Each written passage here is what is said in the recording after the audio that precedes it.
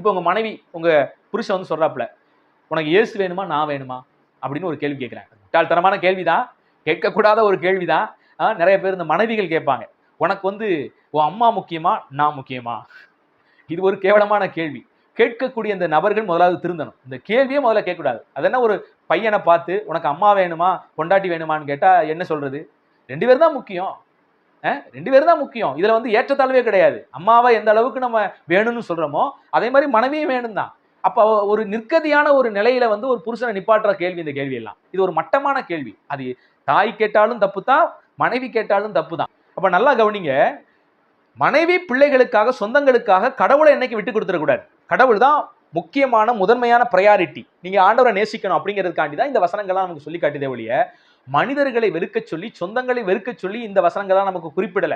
அதாவது புரிஞ்சுக்கங்க, ஒரு வசனம் நீங்க இருக்குதுன்னா அது சம்பந்தப்பட்ட மற்ற வசனங்களையும் ஆராய்ந்து பாருங்கள். கத்தி எடுத்தவனுக்கு கத்தியால் தான் சாவு அப்படின்னு ஒரு வார்த்தை இருக்குது. இருக்குதா? கத்தி எடுத்தா கத்தியால் சாவா? இந்த வசனத்தை நீங்க அப்படி எடுத்தீங்கன்னா கத்தி எடுத்தவனுக்கெல்லாம் கத்தியால் சாவனா உலகத்துல எல்லாரும் தான் கத்தி எடுக்கிறான். அப்ப அந்த வார்த்தை எதுக்கு பொருந்தும்னா, எதற்காக ஒருத்தன் கத்தி எடுக்கிறான்? கத்தியை வைத்து மற்றவனை அழிக்க வேண்டும் என்று எந்த ஒரு மனிதன் தீவிரவாதத்தை கையில எடுக்கிறானோ அந்த தீவிரவாதத்தினாலேயே அவனுக்கு அழிவு வரும் என்பதை சுட்டி காட்டுவதற்கு தான் கத்தி எடுத்தால் கத்தியினால் சாவு அப்படின்னு அர்த்தமே ஒழிய கத்தியவே எடுக்கக்கூடாது அப்படிங்கிறது அது அர்த்தம் இல்லை.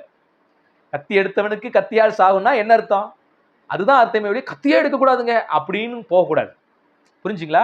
அது மாதிரி பைபிள் வசனத்துல ஒவ்வொரு வசனத்தையும் அதனுடைய சொற்சூல் அமைவு என்னன்னு பாருங்க, யாருக்கு சொல்லப்பட்டது அப்படிங்கிறத பாருங்க, எதற்காக சொல்லப்பட்டதுன்னு பாருங்க, அல்லது அந்த வசனத்துக்கு இன்னொரு வசனம் ஏதாவது எதிர்ப்பதமா ஏதாவது வசனம் இருக்கா அந்த வசனத்தை சேர்த்து ஆராய்ந்து பாருங்க. அப்ப பேலன்ஸ்டாக அந்த சத்தியத்தை நீங்கள் புரிந்து கொள்ளும்போது ஆரோக்கியமான உபதேசத்திலே நீங்கள் தேவனுக்குள்ள வளர அது என்ன செய்யும்? உதவி செய்யும்.